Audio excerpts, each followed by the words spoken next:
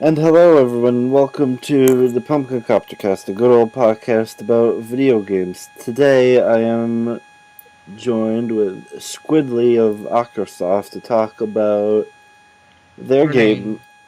Yep, to talk about Renaine, their game that just got kickstarted and then some, and was featured at this past PAX East. So, hello, Squidly. Hi. So, I'll just start with the basic.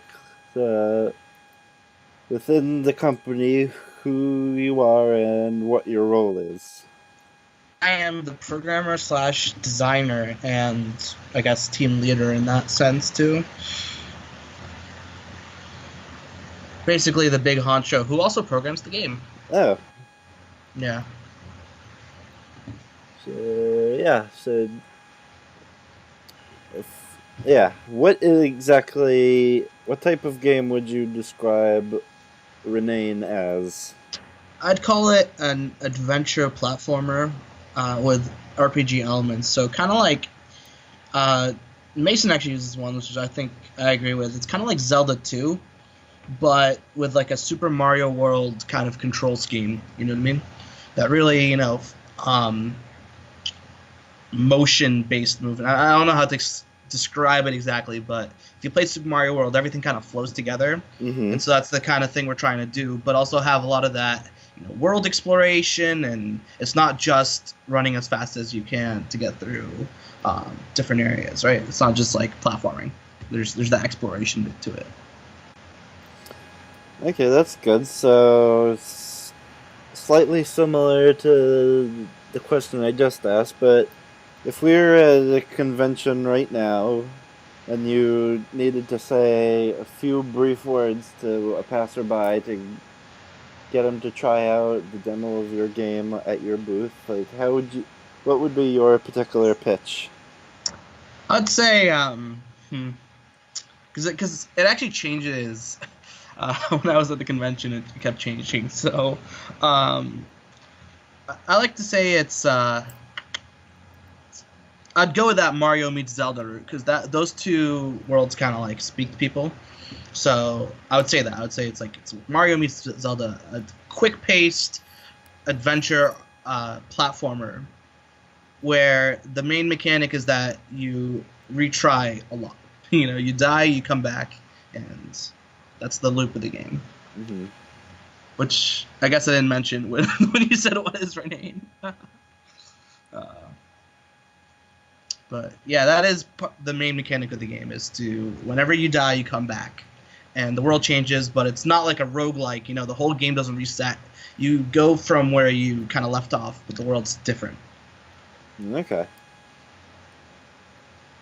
So, yeah, so anyone who, if you're like me and got to play the game, or you do a quick Google or look at your Kickstarter video, will notice that it's that special type of 8-bit that's become quite a thing lately, where it's all visually looks like a game from back in the day, but it's got the buttery smoothness that current technology affords us. So, why did you and the team decided to go like with the 8-bit style for Renaine? Uh, part of it in the very beginning was limitations. I was doing the art myself, but at the same time, I also really liked that style, and we really wanted to own this one because it's if you look at it, the colors we're doing are not actually possible for 8-bit. Those games had a pretty limited palette, and we're trying to really, really emphasize how many colors we're having on screen, how many. They're all in the same palette, right? But we want Mm-hmm. to make sure there is a lot of personality to each color. So stuff that like an NES would not be able to do, which is like if there was like one color of blue, right? But Mm-hmm. we have like multiple different shades and stuff like that. Wasn't just one color blue, but yeah, there's a very select few shades. But we have, we're really going ham on that. Okay then. So, well,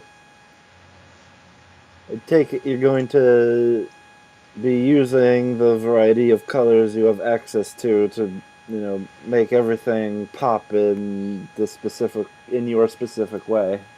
Yeah, within a few rules. I mean, there's only 2 colors per sprite in the entire game. Yeah. Uh, so if you look at her, she is red and she's orange and kind of a yellower orange, but 2 shades of orange. Okay. And we're really specific on that, and all the NPCs and all the tiles, all of that follows that rule, and the 2 colors never touch either. So though it is an 8-bit style, we actually put in like extra limitations, which make it look pretty different. Okay. So as I mentioned a bit before, this game was kickstarted, very successfully kickstarted. So Yep. Congratulations there. When I Thank you. checked to see the funding, I think it was like slightly either almost doubled or like a little over doubled what your initial goal was. So it's clear that a lot of people would personally love to have this thing in their brains right now. So, like, so just why did you choose to go to Kickstarter to fund your game? Was it sorry, you go ahead. Oh, sorry. No, you keep going. Finish your question. Going to say, was it like the most?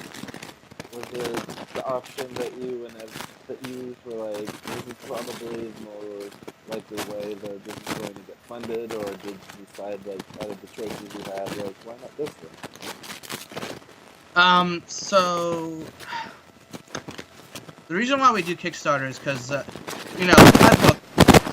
I grew up looking at not grew up in the last few years. I've been seeing a lot of interesting Kickstarters, and it just seems like the best way to get the community really involved is to kind of go under this one together. Like, in the end of the day, if we really, really wanted to, we could have, hit up, I don't know, there's like venture capital in this world. There's people who would give us money, but there's always like a twist to that, With fans, we can be really honest, we can be really transparent. It's an ability to give them more, you know what I mean?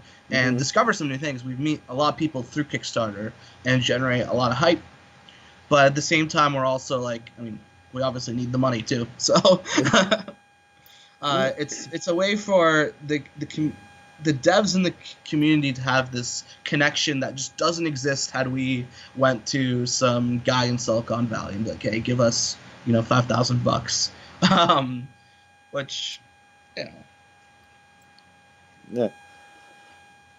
So, do you feel like if you didn't go to Kickstarter or any type of crowdfunding in order to get the money you needed for your game, do you felt like if you just, as you said, went to that rich somebody somewhere, that do you feel that your game wouldn't have been able to be what you're planning on making it now? Do you feel like you'd have to be put it under certain constraints? Well, we get a lot of feedback from the community, which is important to making the game how it is. You can look at this game's I've released 3 demos for this one game, and they are dramatically different experiences. And each one of them is a response to something the community said or something that we decided, because after seeing people play it, and it's a lot of stuff that we wouldn't do if we were making this game in a vacuum. All right then. So, and now we move on to my favorite and most confusing question for any of my guests. In your professional opinion, as a person who works on a video game and in a video game company, is video games? I don't know what that means. It's funny. I actually shared that question because, I saw the questions before. I shared that with everyone. I was like, what does this word actually mean? It's 3. It's not even... is video games? Oh, boy. Yes, they are. All right. You heard it here first. So on to the latter half. So speaking to you personally, how did video games become a part of your life? Was it like early on, or is it only like the most recent couple of So years? when I was 6 years old, my sister was born, and I wrote in, you know, I was like first grade or something. We were writing books, and at the end of the book I wrote about my sister being born, I said, Meged is six. Sorry, yes, Meged's my name. Sorry, Squidly, but yeah, is 6 years old. He wants to work in a video game factory, and that was the next line. Those are two lines in that at the end of that book. Because it's like the author bio. So video games were always part of my life, dude. I learned how to read because of Banjo Tooie, because all the text in that game, like there was no voice acting really. It was all text. So I had to learn how to read. Oh, all right then. So we might have already gotten our answer, but what was your favorite game or games growing up? uh, well, Banjo Tooie, I just mentioned it. I actually just did the on Twitter. There was that like the four games that impacted you, and I said it was Red Alert, which is Command and Conquer, Mm-hmm. Super Smash Brothers, Banjo Tooie, and Spelunky. And those games came at very different parts of my life, but they're very, very influential. And of course, like, I have to add in like I was a huge Mario fan. I've always been a huge Nintendo fanboy. So when I was a really young kid, I really liked collectathons, and I really liked strategy games. So, and when I became older, I liked more competitive games like Smash Brothers. Mm-hmm. Okay. So, oh, geez, if I do that hashtag 4 games thing on Twitter, I'm gonna be my head's gonna be aching trying to pick 4 favorites. I know it was hard. um, I ended up picking the games that I think influenced Renaine, honestly, like the most influential. Okay. So, as someone who who knows literally nothing about anything that goes into working at a game company or working on a game at any stage of its development, what does an average day of working on Renaine look like for you? Uh, define average because it depends. Right before the Kickstarter, it was a nightmare where I put in so many hours and I was like trying to get everything done. But for me, I'm trying to do a little bit of bug fixing, a little bit of new features. Uh, so it really depends on what we're working on. Sometimes, I'm just really ramming my head into the computer until something works. Um, Programming is fun, dude. It's a special kind of fun. Okay. And where did you learn to program? It's just when I was in sixth grade, I started copying other people's code online, Oh. and then I started dissecting that, and then in late high school, I started to actually start coding. Before I was really, I did a lot of things. I modded. When I modded, I got to see what was going on in there. It was a lot of XML, so I didn't really truly understand it, but that it was something, So it was a slow process, but I started in sixth grade, and I took a computer science degree, and here I am. Oh.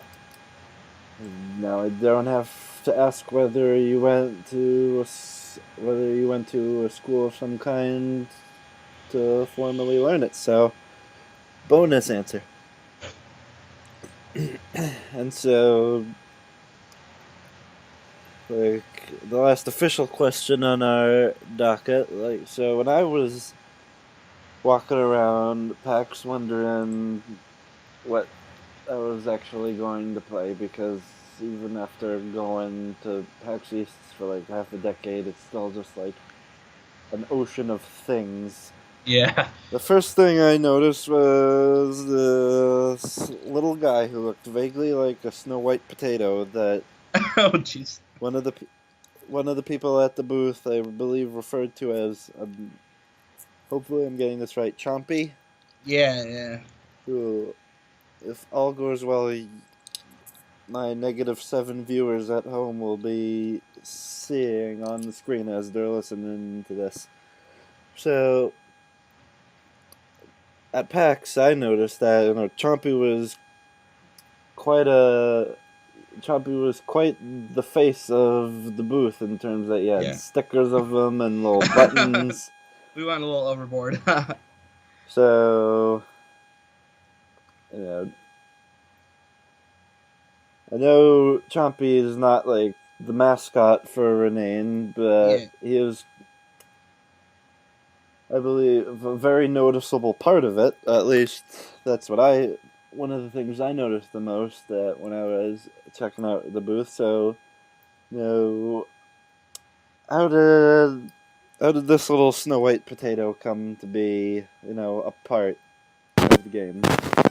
It was actually from another game. Oh.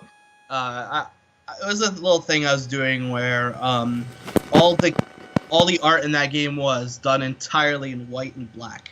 Oh. And Chompy was this little thing that really didn't fit in because it was like, I kid you not, it was a space kind of horror game. Really? And it was presented as a Metroidvania, so it was like, I don't know if you played Hero Core, so it was kind of like that, but more disturbing. And Chompy was this little thing that I drew, and I was like, wow, this does not look terrifying at all. So that game never happened, but I took Chompy. It was like, I do everything on a giant doodle sheet, essentially, pixel art. Mm-hmm. And I haven't really changed my doodle sheet in a very long time, so he was still there when I was working on Renaine. And I noticed him, and I was like, oh, let's bring this guy into this game. And what can he do? He can be a familiar, he can be like a little dog. He goes find things and he attacks them. And the result is this hyperactive,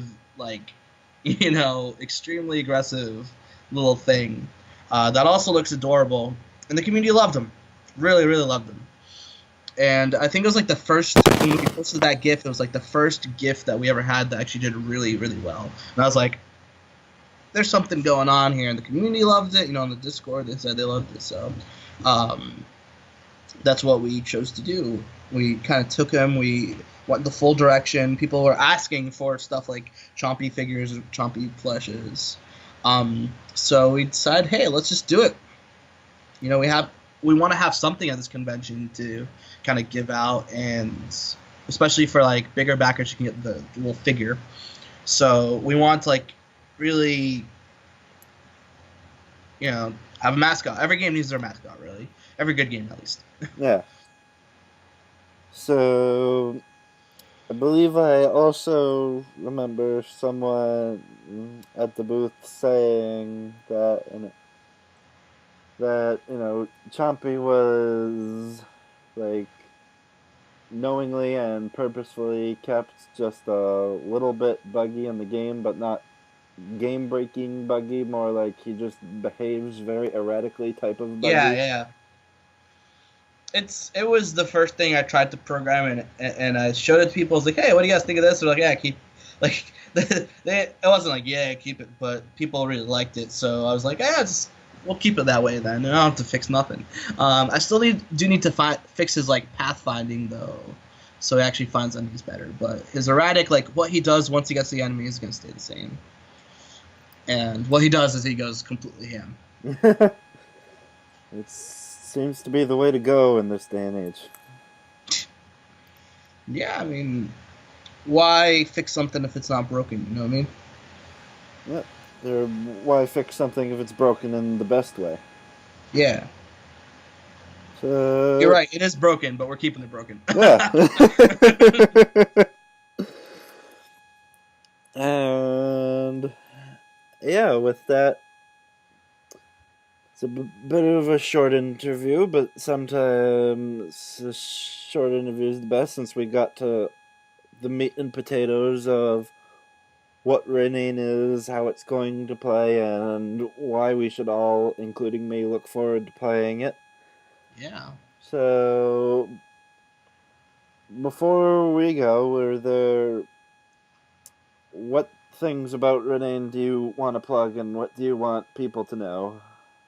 Well, our Kickstarter is still going. We got 14 days left. We're at 13K of a 5K goal. We really want to, hit more stretch goals because that's where the fun really is.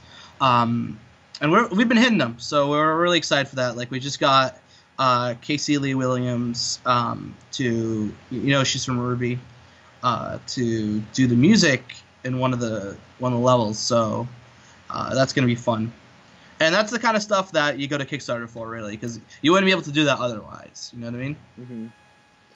So, yeah, that's, check out the Kickstarter, play the demo, see what it's all about yourself. Join our Discord if you like it, because that's where our community is. And, I freaking love talking to people about this game.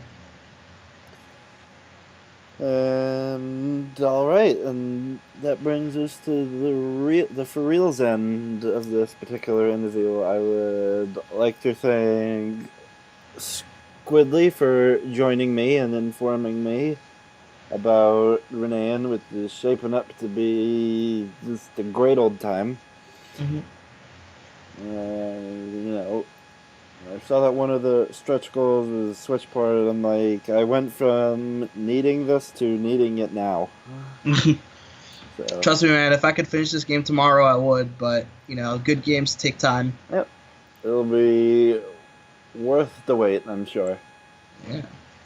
So, yeah, this has been the Pumpkin Copter Cast, your train wreck of a podcast. I've been your host, T. Gorman83. If you like what you heard for whatever reason, subscribe on those rare occasions I have anything worth saying. You can follow me on the Twitters at T. Gorman83, and be sure to look for the entire Octosoft team on the Twitter, so you can keep right up to the minute with everything and anything related to Renaine. So, yeah, this has been the Pumpkin Copter Cast, a good old podcast about video games, and I will see you next time. Bye!